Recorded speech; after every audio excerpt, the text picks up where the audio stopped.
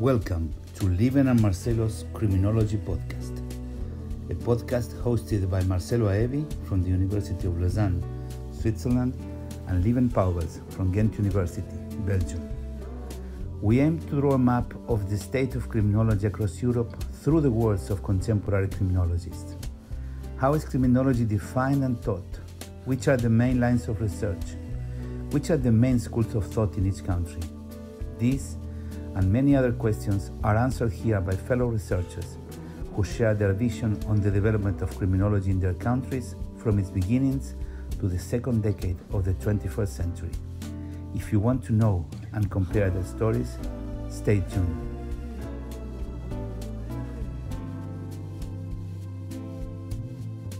Today we are interviewing Klaus Beurs. Klaus Beurs is Professor of Criminology at the University of Münster in Germany. Formerly, he held research and teaching positions at the Universities of Tübingen and at the Technical University of Dresden. This interview was conducted on the 25th of May 2021. Welcome, Klaus. It's nice to see you again. So you know that this podcast tries to study the history and the contemporary situation of criminology across Europe, going country by country, if possible, interviewing different persons from the same country to have different views.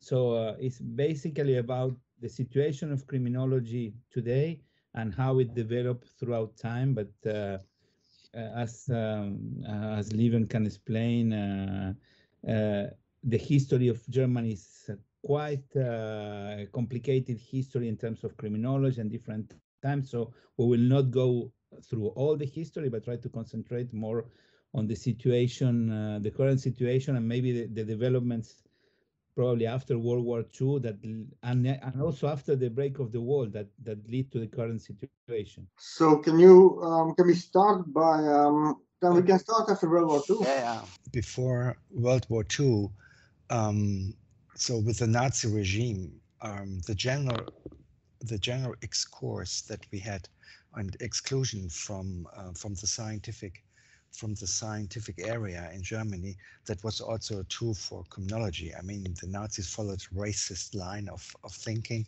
and there was actually no criminology. It was occupied by also penal lawyers who were in favor of the Nazi ideology and did also some criminological research, which was this racist biological tradition. So actually,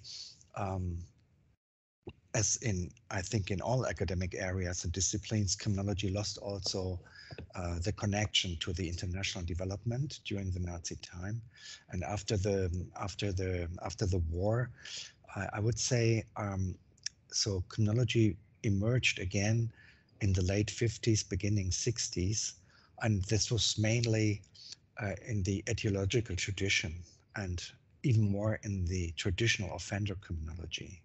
So it was strongly influenced by the thinking of forensic psychiatrists and their practical empirical knowledge. So in a sense, psychiatry was the reference discipline that time. So criminology has always reference disciplines. And so it was a more psychiatric etiological tradition. And there was an understanding that for the necessity of chronological research in society and politics and in the academic in the university strategies, and so the first two chronological institutes were founded. They were university institutes, and were connected to the law faculties, but they were quite independent. They were founded in Tübingen and Heidelberg, and they were guided by psychiatrists, or by directors who were psychiatrists and lawyers, so had a training in forensic psychiatry, medical training, forensic psychiatry, were specialized in that, and in law. And that was Göppinger in Tübingen and Leferenz in Heidelberg. In the late 60s, only in the late 60s, and that is much different from the development in America. So we can say, so the big turn was, the paradigm shift was with Sutherland, no?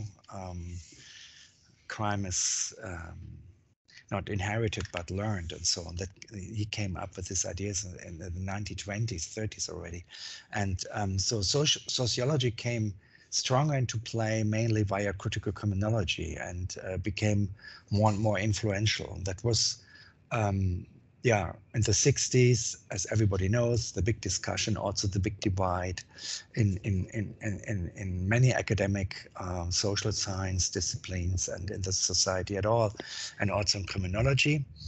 And sociology became more influential means that we had now in the universities, the professorships for criminology became more interested in criminology, but also the following foundations of criminological institutes, the Max Planck Institute in Freiburg, and also later on the Criminological Research Institute of Lower Saxony in Hanover. I would say they were sociology and social psychology oriented from the beginning, and not only in the etiological perspective but also in an interactionist perspective. So they integrated both perspectives more and more. And what one can say, but one of the big problems was there was a shift in the theoretical and conceptual orientation to sociology and social psychology, but this was not reflected institutionally. So there were only a few faculties of sociology and psychology who appointed professorships for social problems, delinquency, and social control. That was only a few. And so we had always the traditional, I mean, this is a continental tradition, that actually, so different from the development in the United States, that actually the institutionalization of criminology was still within the law faculties. And predominantly the academic institutionalization was at the law schools, and as a rule with only one professorial position, who was usually a lawyer. And one could say, so beginning in the 1980s, with an additional qualification in social and behavioral sciences. So that was new, that they actually, they qualified mainly during their dissertation. They qualified to a social or behavioral scientists. They're not only lawyers anymore, so only lawyers, also penal lawyers. No? And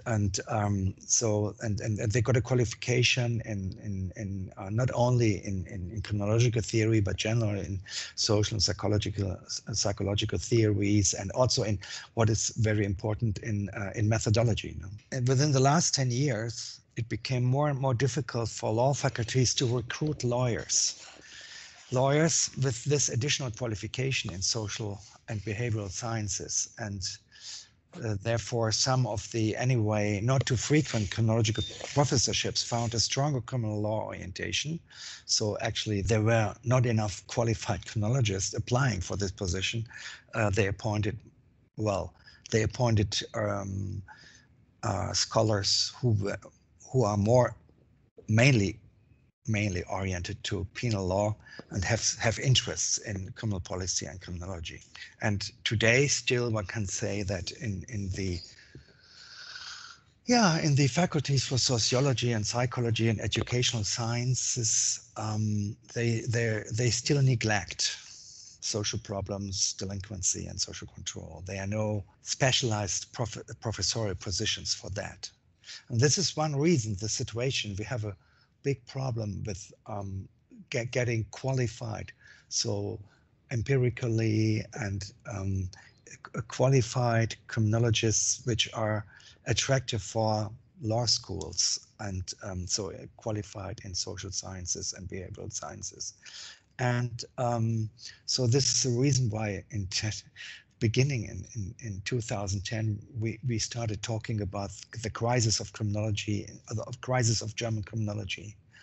And so far, this is actually, one can add to this two things. What we see at the moment is, so in this crisis situation, which is still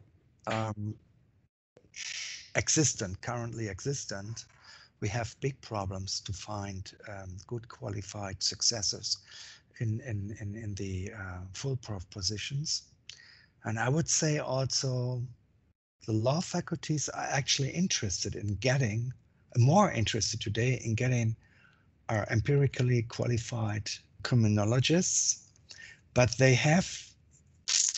need criminologists who have a training in law, because this is the only position, and they need some people for doing for taking the state examen, and in law, so that is criminal law. Sometimes, well, if there are only 4 professors or 3 for the whole penal sciences, it's not possible for the criminologists to do only criminology. I mean, here in Münster, I'm in a privileged situation. This is a chair only for criminology, and we have 2 or 3 more still of these. But mostly this is a combination of criminology and penal law, and they have also to teach in criminal law, and so the law dogmatics, not black letter law. And so, but what we see now is, and what is in a sense new within the last 10 years, is that academic sociologists and psychologists who are specialized in quantitative methodology or analytical sociology became interested in delinquency, research. And so what we see is a cooperation with, so to speak, juridical criminologists, so who have a training as lawyers. And we see a cooperation with criminologists from the law schools, and which results in some high-level interdisciplinary research. I mean, this is actually original interdisciplinary research, because a lawyer comes together with a social scientist, and then they carry out a research project. And we see this high level in life course panel studies. So we have two or three of this. We see this in economic crime. So we have some good studies on corruption.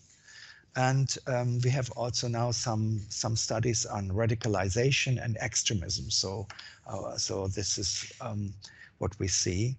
And a second development is that qualified social and behavioral scientists are teaching criminology at police academies. So they are some of the postdocs coming from some quantitative or empirical research projects, and they got appointed as professors at police academies, and they are teaching on a adequate high level of modern criminology. And we see them also, but that was also already earlier in the academies for social work. Last thing is that we have now some networking going on. So for example, what we try to do is to bring together social scientists, or we try to bring together academic scholars who are interested in criminological research, so in the research of crime and delinquency and social control.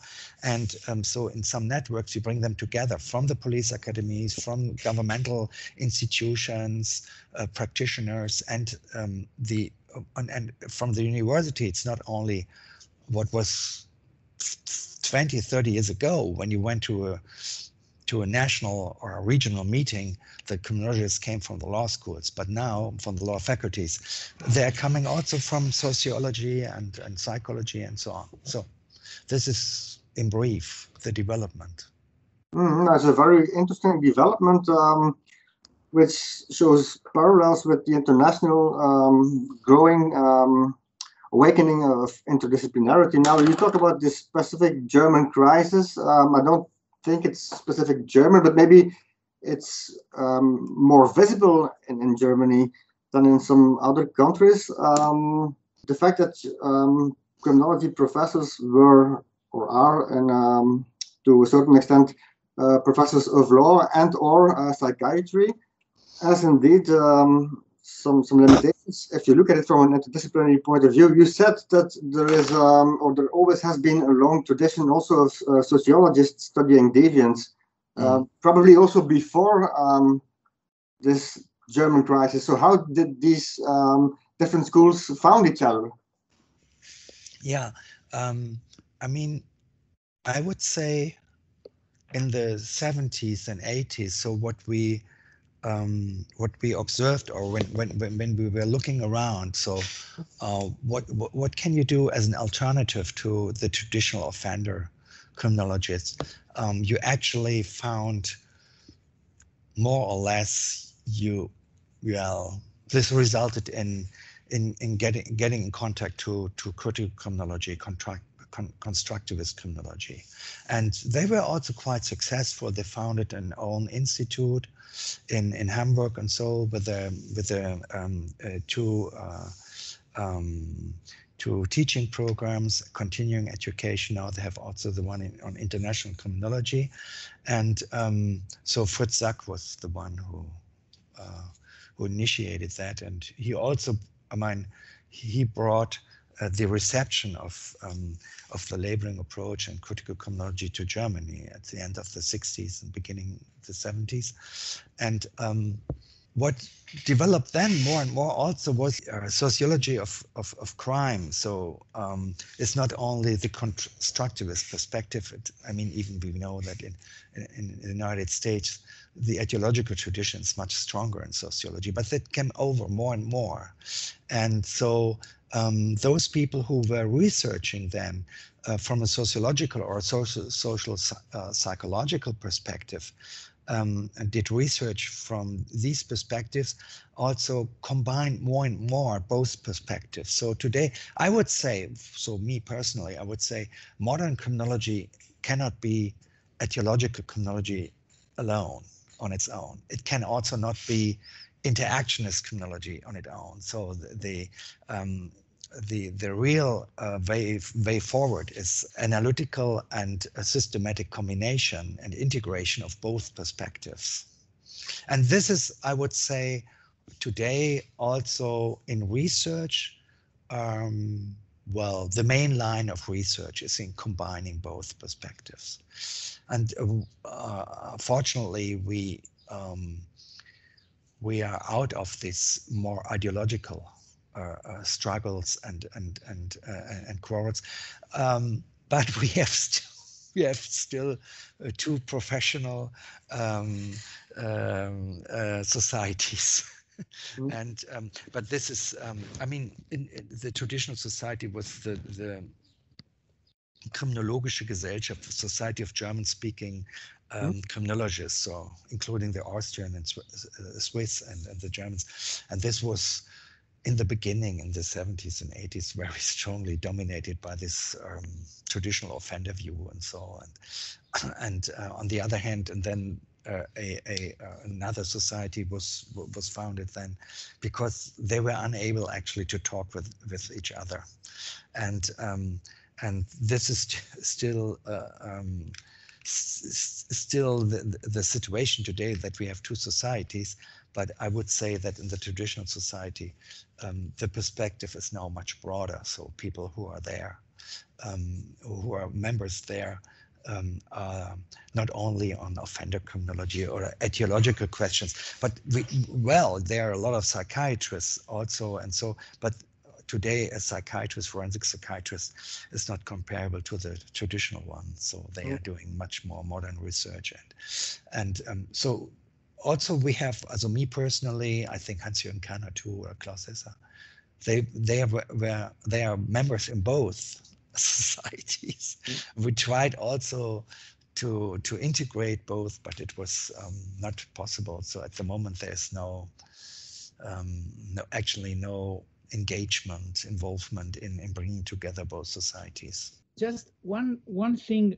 There, a few days ago, we made an interview with Candido D'Agra, and he was telling us how criminology developed in the last 40 years. So when he got his PhD in Belgium and then went back to Portugal, and he said, I needed to create a program so that I have later professors produced there. And so he created a course in criminology, and with time he developed an undergraduate, a graduate, and then a PhD program. With this, he is producing now professors, let's say. He already retired from the University of Porto, but he had somehow institutionalized the field, and they are producing persons. I have the impression that in Germany, nobody took that lead. I know the two examples we can discuss of Frieda Dünkel in Greifswald, and you mentioned already Fritz Sack, but there was not a big, I think that the problem that you're having, that you don't have candidates for the positions, is that no one wanted to take the lead and create a strong criminology department, because there is a contradiction in the number Germans attend the EST conference, which is a very high number among the top 5, and the institutionalization of criminology. What happened there? Yeah, the first thing I would say, criminology is a social science, and if you want to really institutionalize it, it should be hosted at least for significant, remarkable amount, up to a significant amount within the faculties of social and behavioral sciences. That's the first thing. The second thing, traditionally, the qualification, the promotion for professorship started after the postdoc, or well, in a sense, with the doctoral dissertation. So that was actually when you were a trained lawyer during the doctoral dissertation, and hopefully it was an empirical dissertation, you learned the skills. You learned just the social science, empirical skills, and it was learning by doing. It was not only learning by doing. So when I mean, this is also my development, and this started with well, just one generation before me. So Klaus Sesser was one of these guys, and Hans-Jürgen Kerner was one of these guys, and Hans-Jörg Albrecht and Frieda Dünkel. So they are actually my scientific older brothers, if you want to see it like this. And this in their self-education, and there's their interest in criminology, you can see the shift from the traditional offender psychiatric orientation to a modern social scientific orientation. And then the qualification went over after the postdoc situation. Then the what we have in Germany, the professorial rehabilitation, the professorial dissertation, the habilitation, which is a promotion to professorship. So it went over this, and it went within, well, research projects, or you had a certain research project that was a qualification. And good is if you have research funds, then you can hire young scholars and qualify them. So it wasn't actually a pure academic development. It was not in teaching.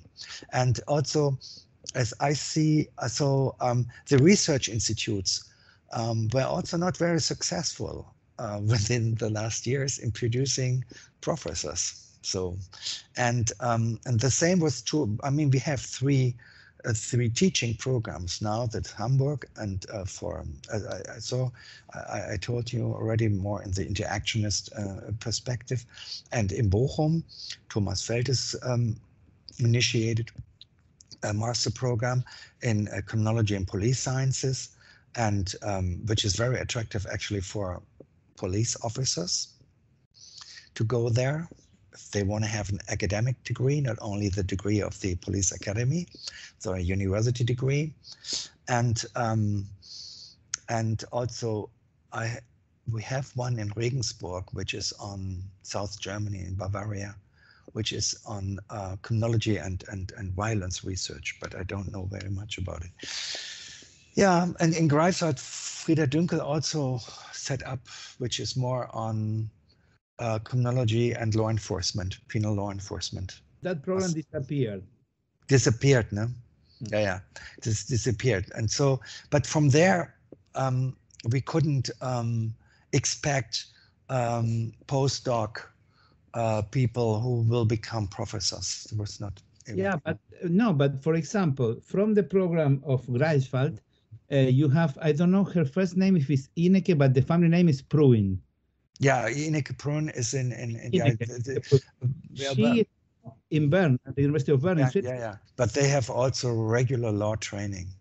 So so from Greifswald, there are 3 were promoted. That was Kirstin Drenkan. She's now has a full professorship at the Freie University Free University in Berlin, and is the president of the German Probation Society. And Ineke Pruin, who is in Basel, is it a kind of associate or assistant professorship, and Christine Morgenstern, who's still in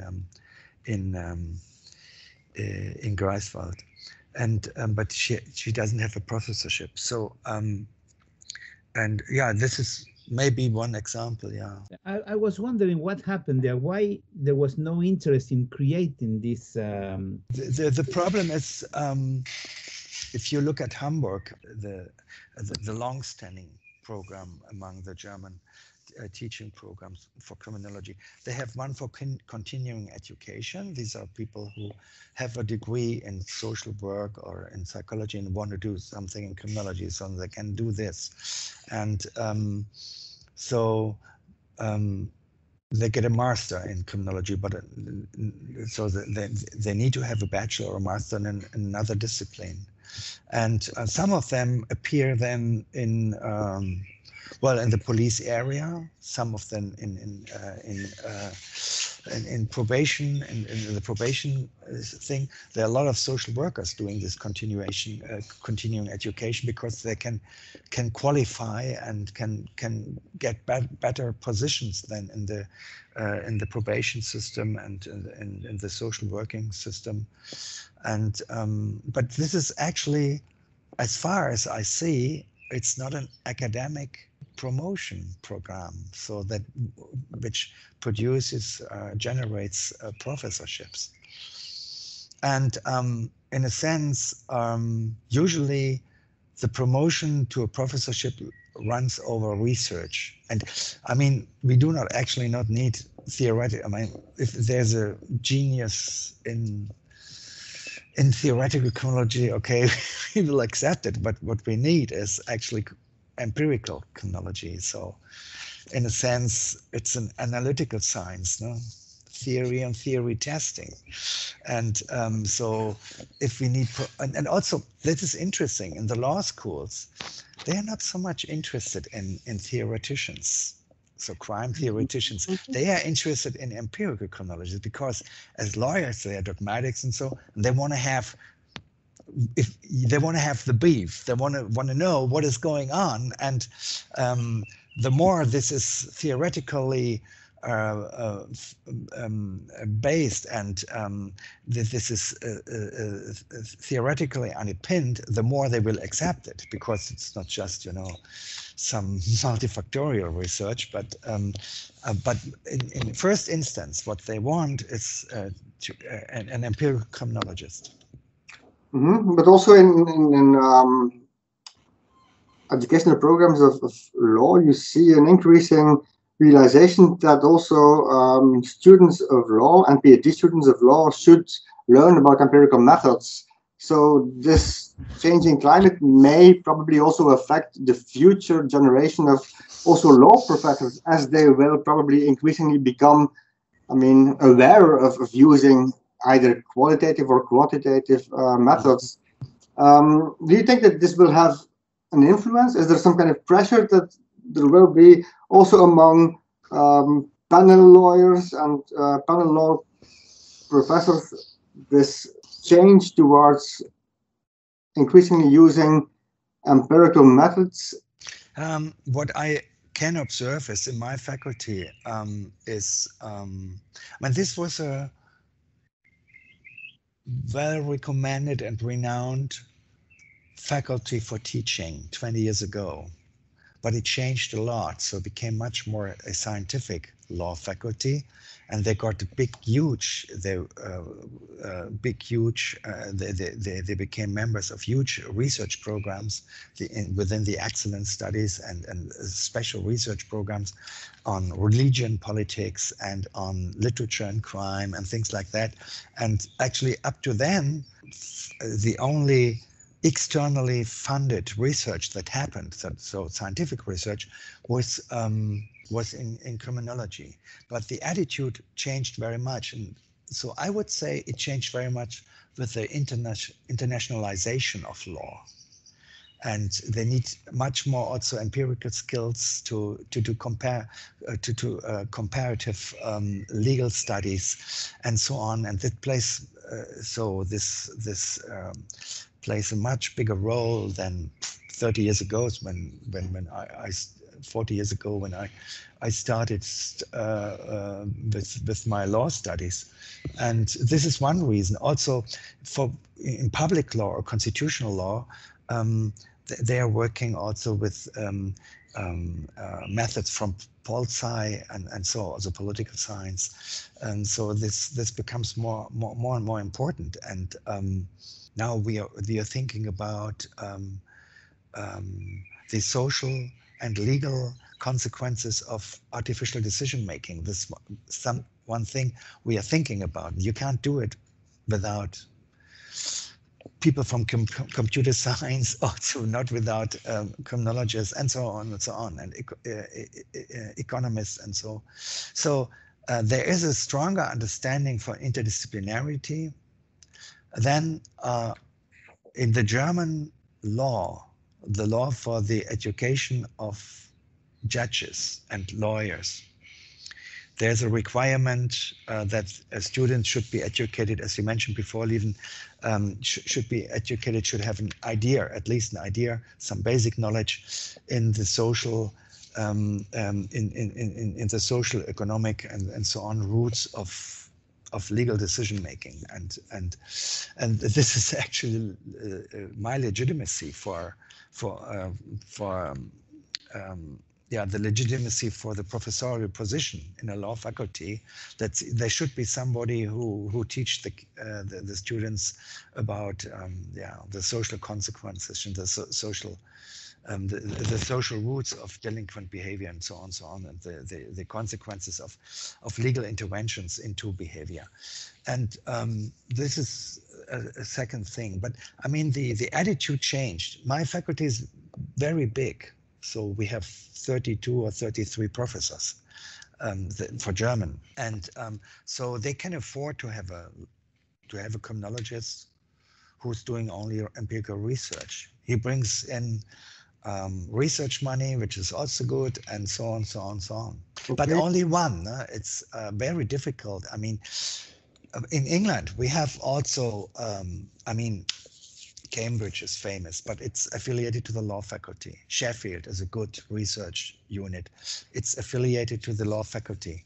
But these criminological research units, well, they have 3, 4, 5, 6, 7 professors there, partly full professors, and they have not a legal education. They are not trained lawyers. They are trained sociologists and psychologists. This is very different, and this is, I would say, impossible in Germany to get more than one professorial or professorial equivalent position in a law school. So we have it at the research institute. Yes, today there are actually only 2 who are doing so larger research. That is the one in Hanover and in Freiburg. Well, they have had now all the revirement, and after the retirement of Hans-Jörg Albrecht and so on, they are building up new research areas. We will see in the future how this will develop. but this is they are capable. They have more than one professor equivalent position there. Okay, you talk about these possible new research areas, and you also mentioned that there are new topics which are being increasingly studied also in Germany. For example, the radicalization studies. One can expect that there will be some policy influence as a result of the studies and also the results of these studies with regard to, for example, crime prevention and rehabilitation. What's going to be the role of criminology? Because I know that within these fields, highly interdisciplinary fields, also many psychologists and sociologists are studying the same phenomena. How do you see the influence of criminology on public policy, for example, developing in the near future? And especially the role of criminology, of course. Yeah, I'm not sure about this. I would say compared to England or UK, I'm not so sure about the United States. I have no detailed knowledge about that. But I would say compared to UK, and so the influence, or I think also Holland, the influence of criminologists on governmental decisions is quite low. Also within the police, I mean, there are connections, but that we can have a strong impact on the research program of the police institutes, I would doubt that. What we have is that now we have, as I said before, good qualified young scholars there in leading positions within the research units within the police, and so they have a scientific attitude. This is more what probably this is more influential. I mean, we are invited from time to time to hearings and here and there, and but that also the research on radicalization and extremism was funded by the Ministry of Family and of Ministry of the Federal Ministry of Science, and so so there is some interest in doing this, but in general, I wouldn't say that we have an influential, so that we have a strong influence on lawmaking and executive decisions. I mean, in the larger, so to speak, in the sense I said it before, so originally traditional criminology society in Germany, it's not traditionally anymore. We see that a lot of people who are working in the ministries and the police as academics, as social scientists, as lawyers, and who are in touch with criminological topics, they come to the conferences and so on. Mm-hmm. And officially, I wouldn't say that. And also within the media, I mean, if you have a hot topic, if something happens, a murder, or some kids are refugees are raping somebody, and so then you get interviews, but there is no demand for a strategic interviewing or strategic media reporting, strategic analyzing. What are we going to do about crime, or what are we going to do crime control, or things like that? No, it's only occasionally. No, it's occasionally, and if there is a certain event, then they come up and want to have answers. And I mean, the main request within the last years was on refugees. Hmm? Are they going to commit crime, and in what extent? And of course, Islamic radicalization, and also in the moment it's more on right-wing, mm-hmm. Right-wing extremist radicalization and so on. Klaus, for example, when you publish the statistics, for example, in Switzerland in March, they published the federal statistics. Yeah. Systematically, they come to us to ask for comments on that, on how to make the interpretation. And one positive thing, that is one question, but related to that, some of our former students are now at the statistical office and also are producing statistics at the local level, for example, for the canton of Vaud. Yeah. And I mean, maybe I'm not objective, but we see a real improvement. For example, they want to measure cybercrime in a better way. We have indications from cyber fraud for the canton of Vaud. Does this happen also in Germany, or? It depends. And so I would say that, for example, the Institute of Hanover is, I mean, by definition, they are doing fundamental research, but also applied research. So they are then more in contact with, and also now we are happy now that after years and years and years, we will have a regular victim survey. And it's called the German Victim Survey. Also now they have another. They changed the name. What is it? Security and Crime in Germany. And so now they get I mean they must get they must have the budget from the federal government. It must be included in the federal budget, and now they will do it every other 3 years. So, which is not comparable to the situation in England and Wales and in Holland, I think, and the National Crime Victim Survey in the States. But anyway, so, and when they started, that is already 20 years ago, the first ideas, then we had a commission of the federal police and the ministries, the responsible ministries, and criminologists, and also social scientists, specialists in sampling and things like that.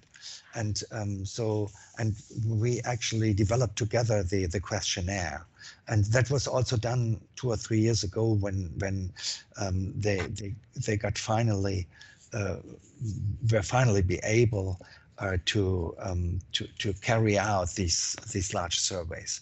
And so yeah, but so in so far there is in certain points we have a cooperation. They ask for our knowledge, but as you said it, I observe more maybe the influence, not that they ask the university people, but that those people who were qualified in our research programs and our research projects go over and got the PhD in these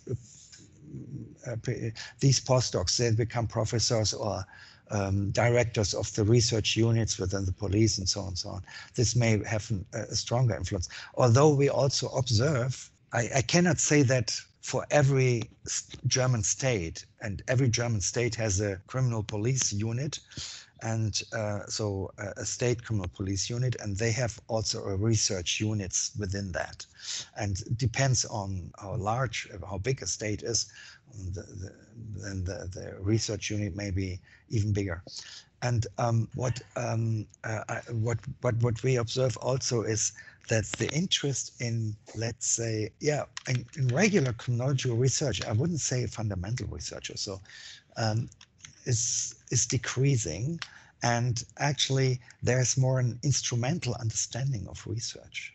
So coming up from the leading management, so the higher management level of police, an instrumental understanding. So what is the benefit from your research for our crime investigations, things like that. So, and so, which I would say is totally legitimate, because this is police. I mean, general strategic questions have to be done at universities, and this is part of independent research. We are independent observers, and also it's getting more and more difficult. I mean, I'm a bit optimistic in what I said before, that renowned social scientists cooperate together with criminologists, also lawyers working in criminology, and set up good research. No, I mean, now the quality level of empirical research is so high within the last 20 years. It's increased, so exploded, and it's impossible for for somebody who's not trained in these methodological things to get any article published in a recommended international journal or so. So, but with good social scientists or psychologists, you can keep this level and can do research on good questions. I mean, lawyers are not bad in conceptual thinking. They're good in conceptualizing, bringing in the ideas. They're connected to also to practitioners, so they can bring up relevant questions, and they are actually also trained in systematical thinking if they go over to social, if they are able and to think in sociological terms and psychological terms, they can set up good conceptions and to especially in cooperation with good analytical social scientists. And this is a little bit my hope. It won't come from the police academies. I mean, we see a little shift now, no, to the police academies, also in research and so, because they are capable. And this is not only an advantage. It's good that they are doing it because it becomes more. They get a more rational basis of police tactics and police work. But it's not independent in a sense, and it's not on the level of academic university research. Perhaps just one thing there. You know, Travis Hirschi, he started his career with, of course, his PhD courses of research, but also there was a book with Selvin about research in criminology, in which they criticized mainly the previous research, not only because it was atheoretical, but also because of the primitive methods that they use. Already in 2004, I had a long talk with Hirschi, and he said that book, it would be impossible to write nowadays because the statistics have become too sophisticated, which is also what you're saying. And one of his points, and I remember Hans von Hofer also made this point, is that sometimes we're using very sophisticated analysis for things that sometimes can be seen. I'm not saying that everything is like that, but sometimes a simple correlation analysis would show exactly the same thing. How do you see this sophistication of research, the impact that it can have on criminology and how criminology is understood? Can we do something about it? Probably not. Will this create like two levels of criminology? No, unfortunately, we did not reach the stage here up to now. And no, I would say we have some good, I mean, you know it from the ESC and so there is some good research coming from Germany and so still. And also methodologically on a high level, but these are all these people who are doing this. Either they are social scientists, trained social scientists or behavioral scientists, psychologists, or they are working together with them. And so far, I'm optimistic. So because we have this cooperation, the demand for criminological research will be always there because we will have crime, and we'll have control problems and so on. So now a big question here is in the public discussion: police violence, no? Violence against police and violence by police and so. And so we'll also racial profiling, all these things. We will have these questions, and I think also the requirement for internationally comparable research will be also there. So there's and also, I mean, more or less, the requests will go to the penal sciences. That means within the penal law groups in the universities, because I mean, government officials also like expertise from law schools. Because they think they are more reliable. In a sense, it's crazy. Because I mean, why? But well, probably they view us as more conservative and not having any extreme position. So that is also probably a German tradition. I don't know whether this is the same in Switzerland or in Belgium or so. And they believe, so people from the law schools are more reliable. But then if they ask me, and I see, okay, this is a complicated thing to research, I would always cooperate with social scientists. And not only in a way that I doing the theoretical stuff and you know the major thinking, and they are doing just the methodological skills. That's not my way to work together. I mean, we are working on all levels the same. I mean, I as a trained lawyer, you have to be capable in methodology. Up to a certain, otherwise you don't understand what's going on. So I took a lot of courses in methodology and did it by myself. So and still doing it by myself. This is a basis to cooperate interdisciplinary.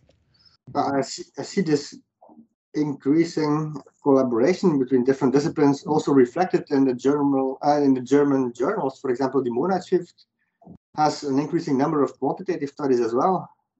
Quantitative empirical theory testing, which would probably not have been the case in the 1980s, for example. So there is really an increasing sense of urgency, I think. It's my perception, of course, correct me if I'm wrong, but that also, otherwise German criminologists would only publish in English, but there is also a serious amount of quantitative work published in German. So I think that this might influence the way, I mean, also practitioners and people who are policymakers get influenced by the work done by criminologists, which is, I think, very good in the European tradition, because we must always operate on two levels. Internationally, we need to write our publications in English because otherwise we cannot communicate with each other. But we are also, it's some kind of obligation. We need to inform practitioners and policymakers about criminologically relevant results and common mistakes, and therefore we need to publish in both native languages and in English, for example. So I think this is an interesting development that probably will reinvigorate the position of an empirical criminology in Germany. You're also referring to the special issues. Now we had a special issues on rational choice and situational action theory, and also now we will have one on radicalization. We had a special issue on biology. We had biological developments, neuroscientific developments in criminology. We had one on developmental life course criminology, and so these issues benefited also from our connections. So you had and other colleagues had to the international criminology. So there were authors from all countries within that, and this does not necessarily reflect the German situation, because there were a lot of contributions from colleagues from other countries, but in a way it shows that there is research going on. Also, that is what I said before. Actually, that is our fortune, or a kind of good luck, that some social and behavioral scientists are getting, so very qualified ones, get interested in crime and crime control. And otherwise I would say, it could become very ugly within the next, so already now and within the next 5-10 years. But in general, you remain optimistic. Yeah, well, I'm a professional optimist. I like this. Genetical. Someone said optimism is a moral duty. Yeah. I think his name was Karl Popper, by the way. His name was Karl Popper? Yeah, for sure. I was trying to find, but I couldn't find it, of course. But the influence of critical criminology. Fritz Sack, he was in Hanover. I think I mentioned. He was in Hanover, and then he became appointed a professor of criminology in Hamburg. And then, well, he initiated the foundation of the Institute of Criminology there with this master program. So the core part was a master program. And also it was a program accompanying, so they had a program for professionals accompanying their, I don't know the expression, job accompanying program. So kind of an evening school, or 2 or 3 times a week. I don't know. I don't remember exactly. For 2 years, they had courses in the evening, and so judges, prosecutors, police officers, so on, and social and probation officers, and the social workers, so who were working in the juvenile court, and they could get there so continuing education. And that was in Hamburg then? Because that was in Hamburg, and from there he retired. Okay. Because I was thinking which was the influence, for example, in some countries where, like for example, Argentina, that I know well, the still critical criminology, sort of Marxist critical criminology, is still very present. But this creates, you mentioned before, the public that has become maybe more conservative. This creates like a separation between the academic discourse about crime as a social construction and the feeling of the people, because the problem is that as victimization surveys shown, that crime affects a lot the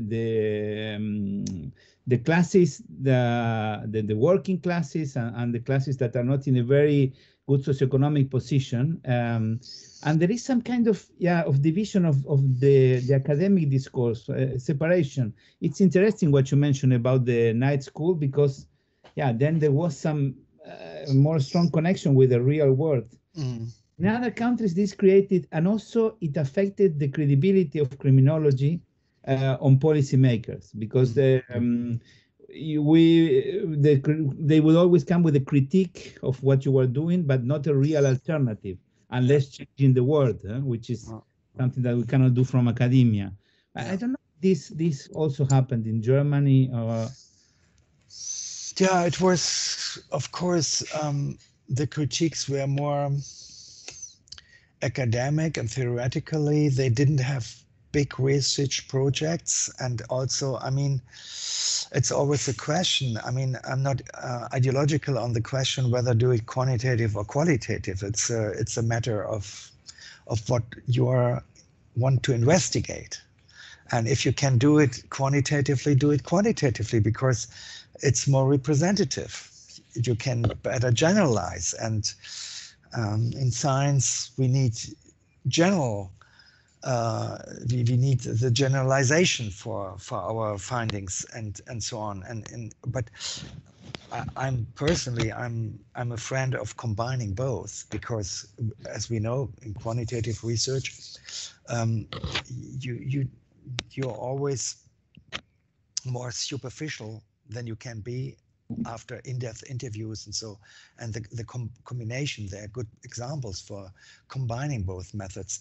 But well, they were not so much in Hamburg. They were not so much on quantitative research. They didn't have larger, long-lasting research projects in which you can qualify also the future scholars and future academics. That was not the case, and so also, as I see, not many, even perhaps 2 or 3 professors who came out of this school, this institute, and that's not very much. But that is not only there. I mean, also in the other German institutes. So the qualification rate of professors, the promotion rate of professors is very low, and so I would say that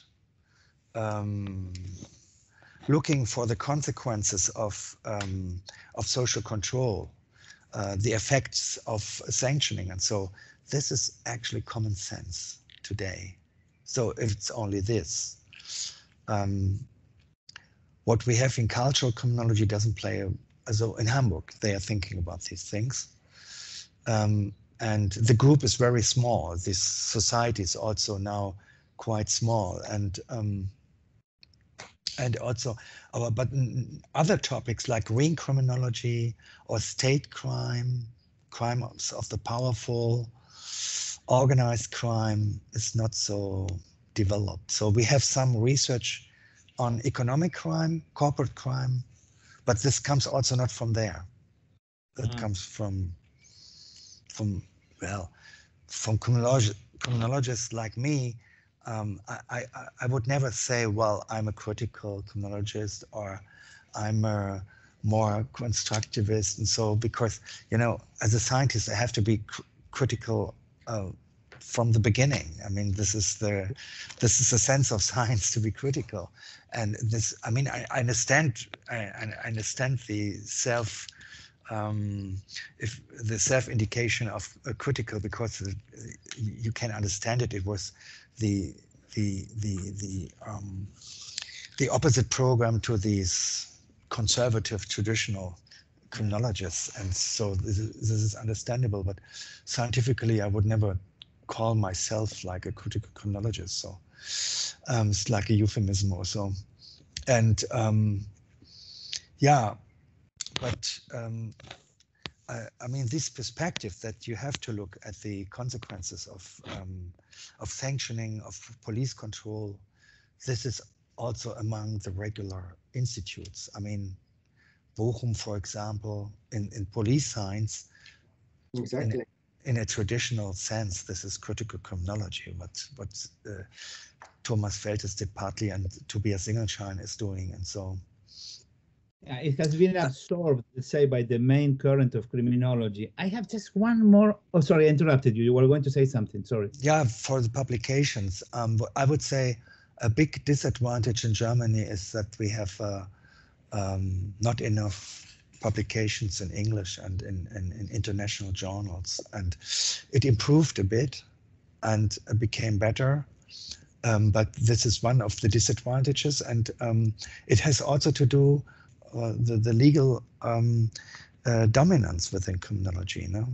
Scholars who come from social science and behavioral science, today they write, the youngsters, they want to write in international journals. I do not have to motivate them and stimulate them. So, but yeah, this is one disadvantage, but maybe it becomes better.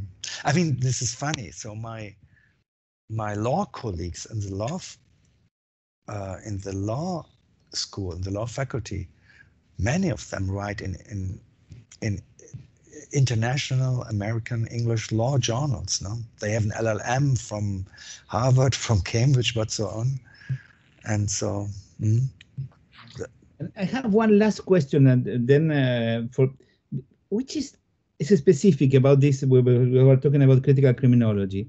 Alessandro Baratta, because and also that makes a link between Germany and Italy. He moved to Germany. And I was wondering, because the mainly when you talk with the Italian criminology, they don't talk about him, and in Germany they don't talk about him either, in general. But it's quite funny because his book on critical criminology, it was only published once in Italy, but in Latin America it's reprinted almost every year. So I wrote a very critical article about that book, but explaining it. I think it was a fair critic, and in 2005 I didn't win a lot of friends with that. But yeah, they stopped inviting me for some time. But this also created a nice debate with Elena Larrauri, who answered and I answered back. And now I have submitted something more, because in Brazil there was a lot of discussion about that.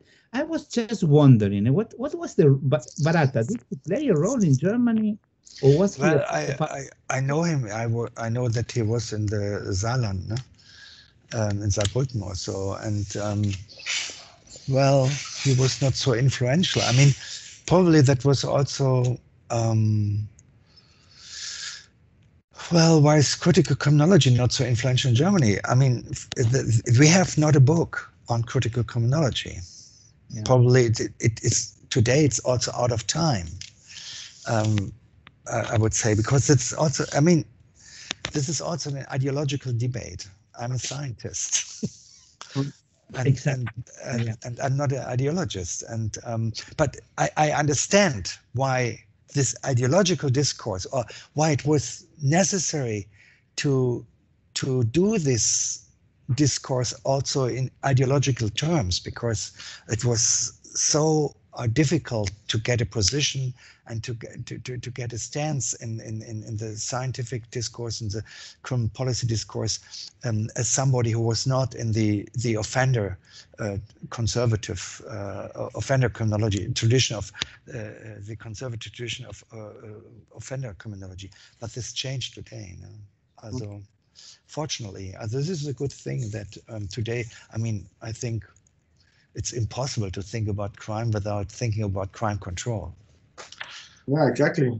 That is, for me, the main criteria of a modern criminology.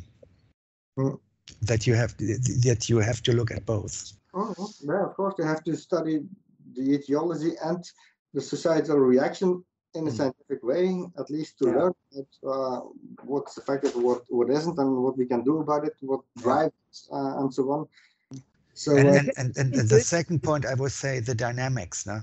I mean, all the old theories that was also one was unable to investigate this. One thought, development and dynamics plays a role, but actually most empirical research was cross-sectional and was static and so. But today, I mean, we can talk in a much different way, a much more sophisticated way, because of the life course criminology about dynamic developments now. And I really think it's interesting as an example of what happened, because of course Baratta never translated his book to German, although he was there. But in the book, he takes an idea from Fritz Sack that there has been a scientific revolution in terms of Kuhn, of course, and that the old criminology was dead and there was a new criminology there. But when you look at what happened, indeed, it's much more the Popperian way of thinking. So, of course, there was at that moment something new, and then we integrated, and now we have a more richer science, which has included that. But they were very radical about the idea. I mean, when you mainly the book of Baratta is in 1982. Many of the ideas come from the new criminology. And so it's a critique of everything that was before. Nothing was enough, only Marxist, and then we will change the word. But it's very funny how now we integrated all this and we have like a common ground. Of course, there are ideological debates and they will always be, I think. But I think it's also a sign of the times of how people thought maybe in the 70s that there was going to be a huge change. And when you think of society nowadays with all the restrictions that we have, I mean, you were young you were there by 1950. Yeah, I did my first teaching at Fritz Sack Institute. No. So they asked me to introduce their students in the methods of quantitative criminology. but also that you lived the 60s and the 70s. Did you ever think that the world would become what it has become nowadays? In the period of peace, love, freedom. It was the one thing on peace, love, and freedom is harmony. But the other thing we had a strong and usually ideological and contradictory struggles, and most discussions went contradictory, and they went also exclusive. They are the critical criminologists, they are the traditionalists, and so on, so on, so on. And this is actually, it was the cooptation of a political style of discourse into science and in the academic discourse, which is not very fruitful.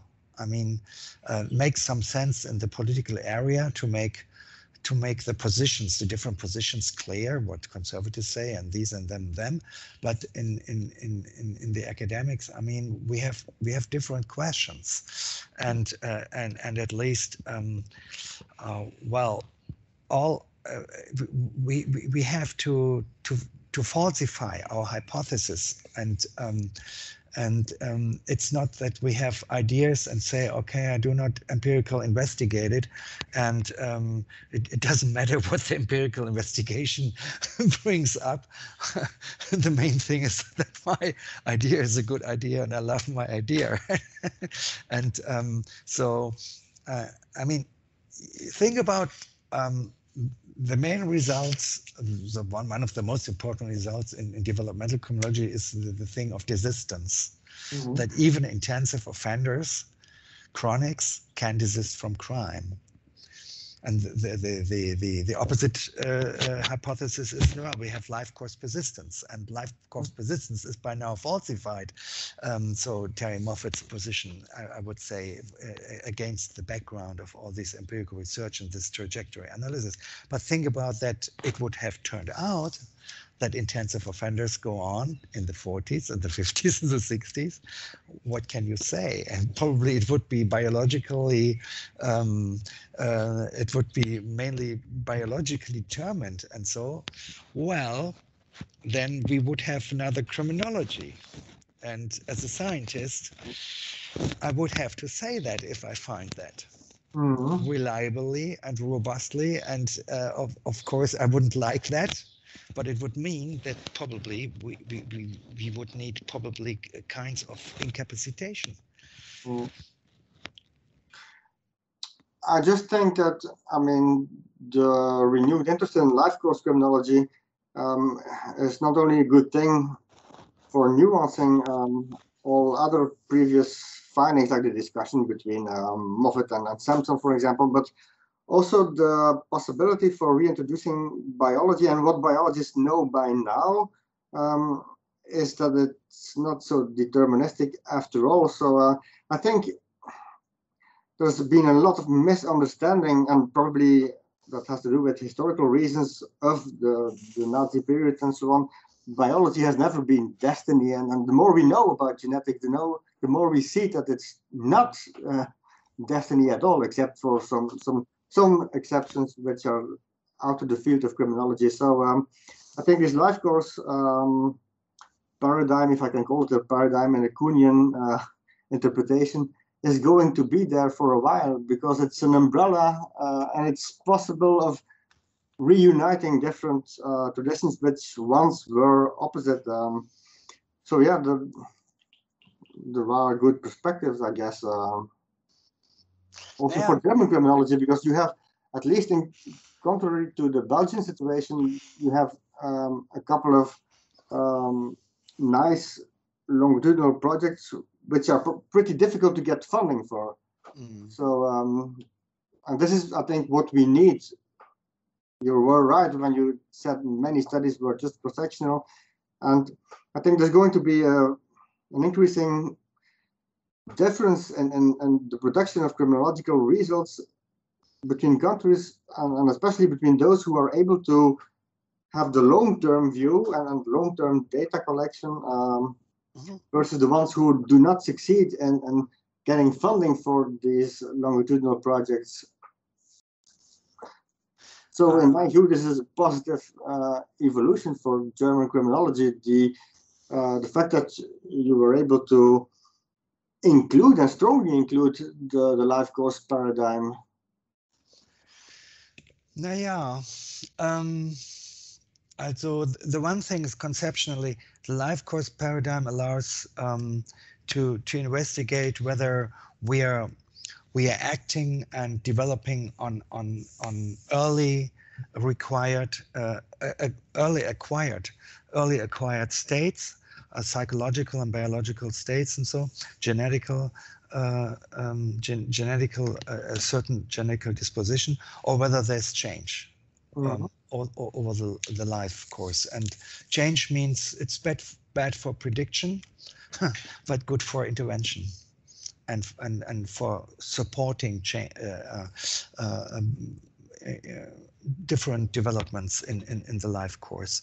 And I mean, it started etiologically, you know, with the Glücks and so, and they had a typical etiological position. Göppinger, when he did the research, which was was quite similar in a certain sense.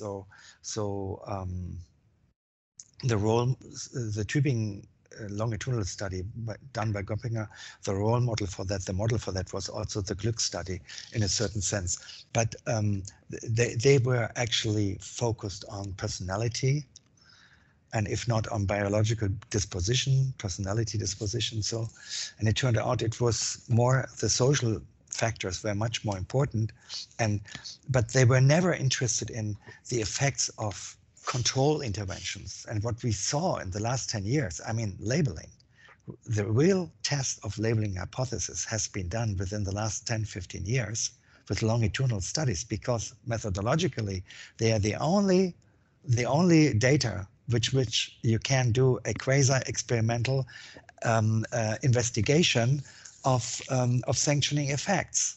And you can do it quite reliable. So from there we know that sanctions are less deterrent than they are more crime promoting, if you want, in a labeling sense, and so on and so on. So that was absolutely unexpected by the founding fathers of longitudinal research, that that panel studies would in the end would confirm to a certain extent the labeling assumptions, for example, critical assumptions.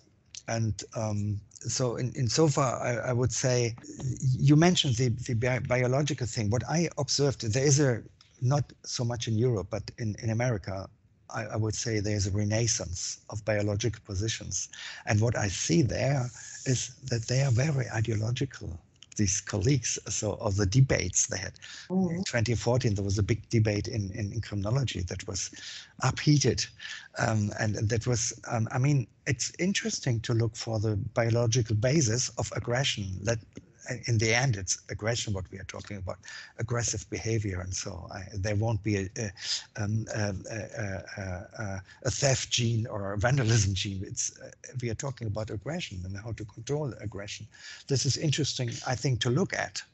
And also, as far as I observe this area, we see that the development of change, so the development over time and the change over time, is also now a big topic in neuroscience, the plasticity of the development of neural systems and so, and the brain, the plasticity of the brain. And we see that the changes in the environment are reflected in our neuronal system. And so this is very interesting, I think, interesting developments. I think biosocial criminologists should just read the real biology stuff outside biosocial criminology, because there you read other stuff. Yeah, I know. I mean, they won't say, as far as I see it, and they won't say that 50% of human behavior is determined by the genes. Yeah, interpretations are sometimes a difference. I mean, when people talk about heritability, it's talking about explaining differences, but you also need to explain changes. And the fourth law of behavioral genetics is that it's many, many thousands of genes causing small effects. So that actually, the more we know about genes, the more we see the importance of the environment. But anyhow, there's this contradiction, and now I'm going back to also the history of German criminology and also continental Europe. Despite the fact that it started out pretty deterministic, still it was used as a means to change people. So this is a contradiction in determinism. I mean, if you believe that some factors are kind of like determining you, still they used it, especially the social defense movements, to prevent and to rehabilitate. So maybe their ideas were wrong, but they were meant in a way to prevent crime. So this, I've always found this very contradictory. Even if something is determined or predetermined, still they use it to change people. You know what I mean? Yeah, I know what you mean, but I mean, predetermined means, you mean genetically, biological predetermined or so? For example, that frontal cortex is larger than your amygdala or so on, so on, the ratio. But I mean, it depends then in the research of Richard Tremblay. No? He says, in contrast to Bandura's ideas, aggression is not learned. we bring aggression with us, which is actually also, I would say, the psychoanalytical position, that that you bring the aggression by birth with you. And then it depends on, in Richard Tremblay's notion, it depends on the social environment, whether this potential to more or less aggressive becomes more social, not only socially acceptable, but also can play a creative role in the social factory, you know. And this is actually what socialization makes. It socializes a given biological predisposition. We had the understanding all people are good when they are born. Good in a sense, they're not aggressive, they're peaceful, which is actually not true. But this is an understanding of our drives and our biological drives, that they are good and bad drives, which is completely wrong. I mean, aggression can be very functional. And anxiety can be very functional in certain situations. It's bad not to have it. The question is, what we actually learn is to use these capabilities, these biological capabilities, to use it in a rational and reasonable way in different environments. And one environment is our social environment. The most important probably is to use it. And another thing is, I mean, if you have a certain disposition, you are better educated, it will be reinforced, of course. I think it's a very nice discussion with that we ended up. But one thing is, I mean, so where you see when it becomes ideologically is when certain parts of criminologists or colleagues and so they deny to talk about neuroscience or biology, or they only talk about it in order to abzuwehren, we would say in German. Also, it's all about context. I would advise everybody who's interested in these things to read Robert Sapolsky's book on behave. This is, I mean, no biosocial criminologist refers to it, but this is really, I mean, he's a primatologist. He knows about evolution. He knows about neuroscience. It could really influence this life course paradigm in a very positive way. And it also, I mean a lot for those who interpret different factors in the wrong way. It's all about context in the end. Multiple genes turn out in interaction with multiple environments. So reality will be too difficult anyway to have the definitive model. But I think at least you have good prospects empirically. There's a huge difference. This is a huge difference between the situation in Germany and in Belgium, where we still lack these long-term, longitudinal projects. Where you can actually combine, like you said, traditional or more traditional and more critical perspectives. I think this is really the future. And then, of course, the comparability of findings across settings. So there's a lot to do. The funding, no? The big advantage here is the German Research Foundation, and that we are in one person applying for applicants. We are applicants for funds, and we are also reviewers of fund applications. No? And so this is completely, so the core is organized by scientists and not by non-scientific governmental persons. No? And the final decisions are all done by people from the scientific community. And we are also electing the commissions.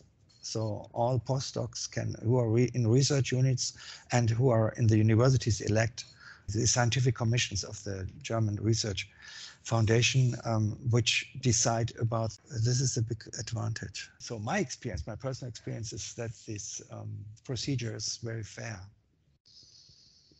So there will no longer be any excommunications like in the period of the Methodenstreit. There is some discussion about in sociology now about this again, I heard, but I'm not so familiar with that. I can't say that. I mean, also for criminologists, maybe one advantage is we belong to they have sections, different sections for neuroscience, for medicine, for internal, for surgery, for sociology, for social psychology, whatsoever. And they have one for law, and criminology is within law. Yeah, exactly the same in Belgium. And we have the two, and they have a commission for law. And the system runs like this. So if you hand in a proposal, it goes to anonymous reviewers, and they write a review, expertise, whatever you call it, and then the commission gets it. The law commission, the commission of the law section. And this is put together by public lawyers, civil lawyers, penal lawyers, historians, so history of law, and so on, so on, so on. And 2 criminologists are in there, 2 of 12. And well, maybe that then the criminologists say, well, this is convincing, it's not convincing what the reviewers wrote and what the proposal is about. And the other faculties, the lawyers, the civil lawyers, are always complaining that criminologists are so expensive, but up to now it worked out. So okay, I don't know if we have anything else that we didn't cover, Lieven. I think we have managed. Okay, one point about teaching. Your idea of teaching is there a special master program and so on and so on. What all criminologists, I would say, they're now as professors in law schools, maybe 20 or 30 or so, and more or less criminologists. And but what they all do is teaching law students. So my main clients are law students. We have a cooperation with psychology, so some of our law students can go to psychology, can do a course there, and psychologists can do a course, an advanced course in my program. And but this is very important. I mean, so law students become judges today. They have good job opportunities in Germany, fantastic job opportunities compared to 20 years ago. And they become lawyers, they become judges, prosecutors, and so. And it's very important that they can choose 2 semesters for 1 year criminology. And this makes up 20, at the moment, still 30% of their final mark, examen mark. So, and this is also in teaching, I would say, well, we can have special programs for masters and so on and so on. Then they have 30 or 50 or 60, 80 students. But so in the basic course, Introduction to Criminology, I have 600 students per year. Mm-hmm. And not in the special course. This is also 150, something like 150, 200 per year, 200. And who specialize in that later on in their advanced studies, legal studies. But in the beginning, well, they get some idea that probably the world can be seen differently. And you mentioned at one point the state law exam. Why is that so important? And what is the state law exam? Don't you have it in Switzerland? Yeah, I think I know, but I want you to explain it. Yeah, the state law exam. Well, that means also it's not a university degree, and we have mixed commissions of practitioners, judges, mainly judges, prosecutors, governmental officials, and also from the administration, administrative lawyers, and also from the penal lawyers, so whatsoever. Law offices. And these commissions are mixed together, and they are part of the Supreme Court. It's under the supervision of the Supreme Court. But this is an exam to become a lawyer. No. We have first and second, so this silly German system. After the university degree, you do a first state examen that is based on the knowledge you gained through university training. But this is already a state examen. So, and they have to write 6 tests, 5 hours. And then they have, and 30% comes from the university part. They're specializing within the last 2 years of the university. And another part is the oral examen in the end. The oral examen and all these tests they have to write is in the main subjects. It's civil law, public law, and penal law. And we don't have that in Switzerland. It's every state, every canton, every länder it would be, has its own Okay. own system. Yeah. And you finish the university. In the German part, if you want to become a professor, you have the habilitation after the PhD.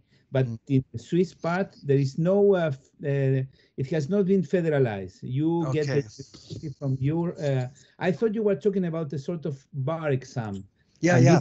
And after the first exam, you have actually no professional qualification, and which is actually a big problem. Then, well, actually, you're a master of law. But you can't do anything with it. You can't become a lawyer, and so because you have now to have this practical training, this 2-year what we call referendariat, so this two-year practical training, internships, and you go from civil law to penal law, also from a civil court to penal court to prosecution to administration, police, or construction administration, whatsoever, and health offices, wherever they need lawyers. It's also a federal exam. And then after that, you have the second exam, and the second state exam, they call it the great state examination, and this is actually mainly 90% done by practitioners. Okay. But also you have to write tests, then the oral exam, and you have to give a talk on a certain case. Usually you get a case and you have to talk about it. And that is also a federal exam. No, under federal law. But federal law, okay. Yeah, but it's carried out within each state, not even each state, within the district of each state superior court. Oberlandesgericht, they do it. And then after that, you can do everything. You can become a lawyer, a judge, a prosecutor, whatsoever. Anywhere in Germany. Yeah, then the world is open to you. Yeah, okay, yeah, that's a very different system. In Switzerland, it's only the secondary school, like high school. There is a federal exam called Maturité. And you go to university, but then it has not been unified. Maybe it's a matter of languages too, that we will have to deal with 3 different languages. I don't know, but it's interesting to see how it is organized differently. Yeah, they call it in German Volljurist, no? After the 2 exams, you are Volljurist. And then actually, I have the qualification for being a judge because I did both exams. So. Okay. Thank you very much. Or a defense lawyer, no? Yeah. But only with this qualification. Okay. And the funny thing is, you have to be appointed to the lawyer's chamber. They have a chamber, so to call yourself a Rechtsanwalt and so on, a lawyer, advocate. As a university professor, you're allowed to be a defense lawyer without appointment. Okay, well, I think we did a nice interview. So it took 2 hours. But it's good because we have the time to talk, to discuss without, and then we can edit it in small pieces, and then someone can have the full playlist. We'll do that during the summer. Good. No, it was nice to talk to you. Thank you for following Liven and Marcelo's Criminology podcast. This podcast is edited by Eduardo Coco from the University of Lausanne. Our theme song is Seagull's Night, Noche de Gaviotas, composed by Gustavo Cantero, arranged by Tato Germano, and played by Tato and Gustavo with the voices of Sasha Conte and Alejandro Turco Gujot. Your hosts are Liven Pauwels from Ghent University in Belgium and Marcelo Aevi from the University of Lausanne, Switzerland. Cheers and see you soon.